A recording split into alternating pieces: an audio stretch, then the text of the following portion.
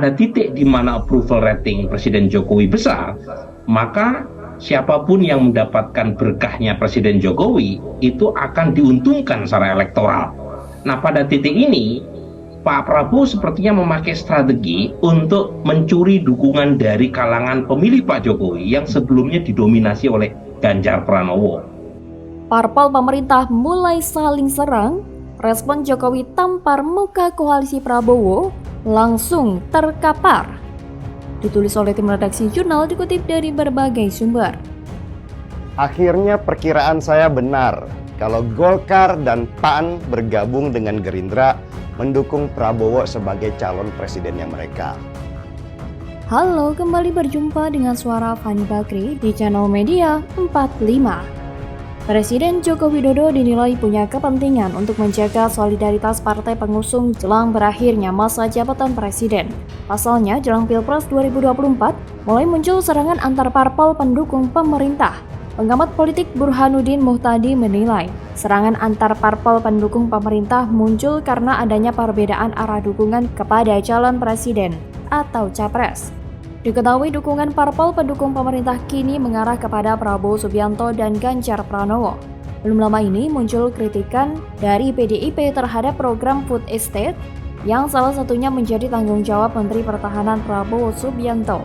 Meski mengarah kepada menteri yang dinilai tidak menjalankan mandat presiden dengan baik, kritikan terhadap program pemerintah juga akan mengarah kepada Jokowi sebagai kepala pemerintahan. Jelang 2024, ia mengingatkan publik akan makin sering mendapati pertarungan yang merepresentasikan kepentingan elektoral. Namun, Presiden Jokowi jelas punya kepentingan untuk menjaga soliditas parpol pendukung pemerintah. Sebelumnya, dalam pidatonya di Rakernas DPP Gerakan Angkatan Muda Kristen Indonesia atau GAMKI di lapangan Benteng, Kota Medan, pada Sabtu 19 Agustus, Presiden Jokowi menyebut bahwa situasi di tahun politik mulai memanas. Soal parpol yang menyerang pemerintah ini sepertinya pantas diberikan kepada Gerindra, Golkar, dan PAN. Pasalnya, Ketua Umum Partai Gerindra Prabowo Subianto menegaskan bahwa koalisi Partai Gerindra, Golongan Karya, Partai Amanat Nasional atau PAN, bersama dengan Partai Kebangkitan Bangsa atau PKB diisi oleh tim yang berpengalaman pada pemerintahan Presiden Joko Widodo atau Jokowi, dan juga bagian dari tim pemerintah. Mereka sok mendukung visi misi Jokowi, tapi secara tidak langsung bermanuver menyerang Jokowi. Kembali ke pertarungan politik antara Prabowo dan Jokowi, yang jadinya masih berlanjut. Ini pasti sudah disadari oleh Presiden Jokowi, sudah dipikirkan sejak awal-awal Prabowo bergabung di pemerintahan Jokowi. Saya kira Pak Jokowi itu sudah punya rencana di pikiran beliau, sudah mengantisipasi jika suatu saat nanti ambisi politik Prabowo kembali muncul ke permukaan. Kubu Prabowo pasti tahu bahwa Presiden Jokowi pasti akan mendukung pencapresan Ganjar Pranowo oleh PDIP.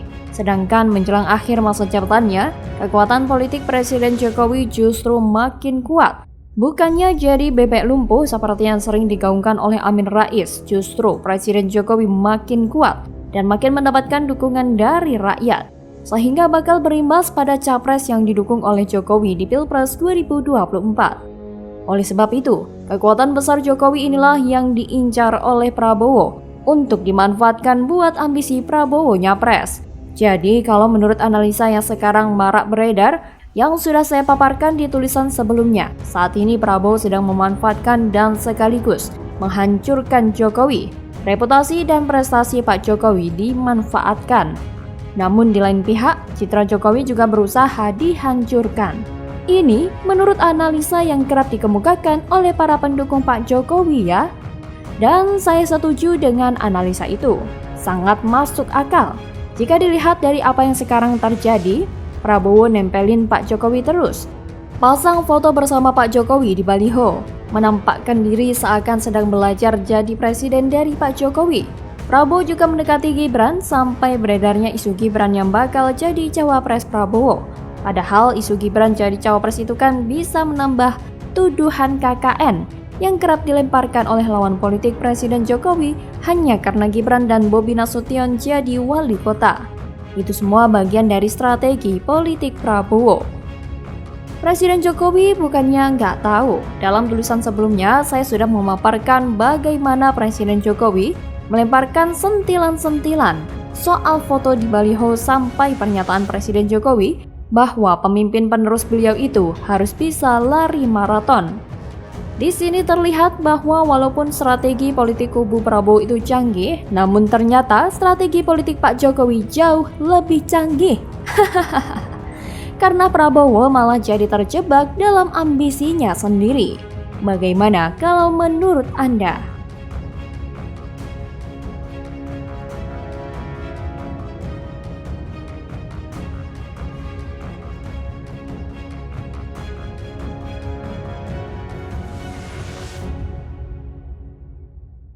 Pak Prabowo, terus ada fotonya Bapak lagi ada di mana-mana, tanggapannya Bapak gimana, Pak? Ya, gimana ya, Bu? Foto saya kan tidak dipasang oleh oleh Pak Prabowo saja, oleh Gerindra saja. Telak, Jokowi sentil Anies dan Prabowo soal endorse dan penjagalan langsung menampar muka sampai jengkang. Ditulis oleh tim redaksi jurnal dikutip dari berbagai sumber. Urusannya partai-partai lah. Itu urusannya Golkar, urusannya PAN, urusannya Gerindra, urusannya PKB, urusan partai-partai. Itu urusan mereka, urusan koalisi, urusan kerjasama, itu urusan partai.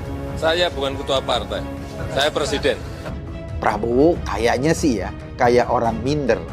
Dia nggak berani tampil sendiri. Baliho-baliho dia sebagai capres lalu tampil berdua dengan Jokowi.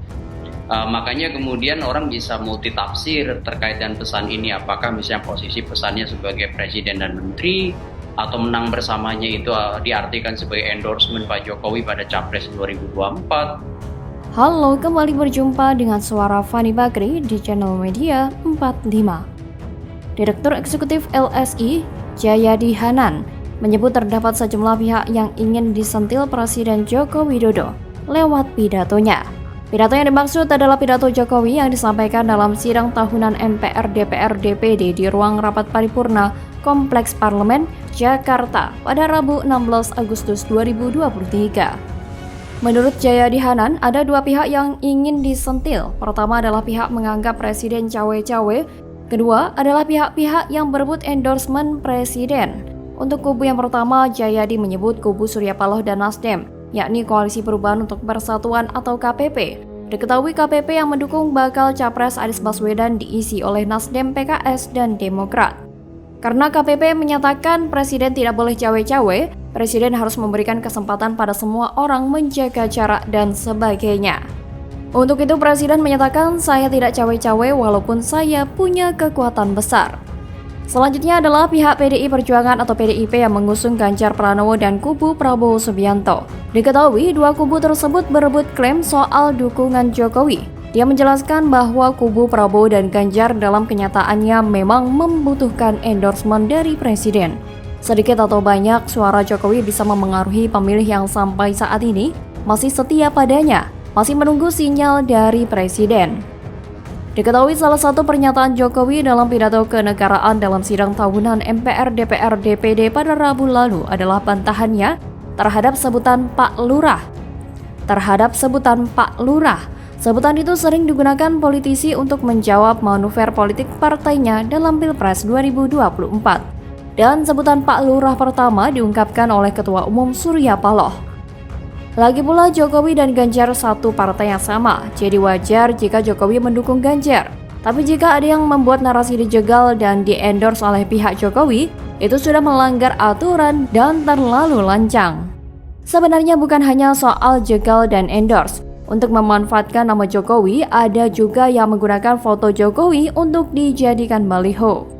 Padahal Jokowi banyak membahas hal penting, misalnya penyalahgunaan kebebasan berpendapat, hilangnya budaya santun, bonus demografi untuk mencapai Indonesia Emas 2045, penurunan angka stunting, hilirisasi nikel, kenaikan GDP Indonesia puluhan tahun ke depan, reformasi struktural misalnya kemudahan izin, pencegahan korupsi, dan kepastian hukum. Tapi ketika Jokowi ikut membahas soal baliho di mana fotonya banyak dicatut oleh kepentingan kampanye, ini hal yang kontras sekali. Kalau kalian pikir untuk apa Jokowi bahas soal baliho, sebenarnya itu adalah sebuah kode keras dari Jokowi. Meskipun Jokowi tidak mempermasalahkan, tapi saya merasa tidak elok memanfaatkan Jokowi untuk kepentingan politik. Kita ambil contoh Prabowo, kalau memang dia mau nyapres silakan, kalau memang kebelet berkuasa silakan. Tapi kenapa bawa-bawa nama dan foto Jokowi? Kenapa harus ada gambar Prabowo barengan Jokowi di baliho? Boleh sih, boleh, tapi kita bicara soal etika. Jangan gara-gara dia tahan lagi untuk segera berkuasa, bawa-bawa nama Jokowi. Tapi mau gimana pun kubu Prabowo tidak akan peduli. Mereka sudah terlanjur basah, sudah setengah jalan dan ada hasil yang terlihat. Demi berkuasa, kulit muka jadi tebal. Mereka tidak peduli meskipun dinyinyirin banyak orang. Asalkan berkuasa, apapun oke. Begitu juga dengan kubu Anies. Tapi mau gimana pun kubu Prabowo tidak akan peduli. Mereka sudah terlanjur basah, sudah setengah jalan dan ada hasil yang terlihat. Demi berkuasa, kulit muka jadi tebal. Mereka tidak peduli meskipun dinyinyirin banyak orang. Asalkan berkuasa, apapun oke. Begitu juga dengan kubu Anies. Mereka menjual isu penjagalan agar nama Anies bisa naik, yang seolah-olah dizolimi. Padahal perilaku mereka yang zolim. Bagaimana kalau menurut Anda?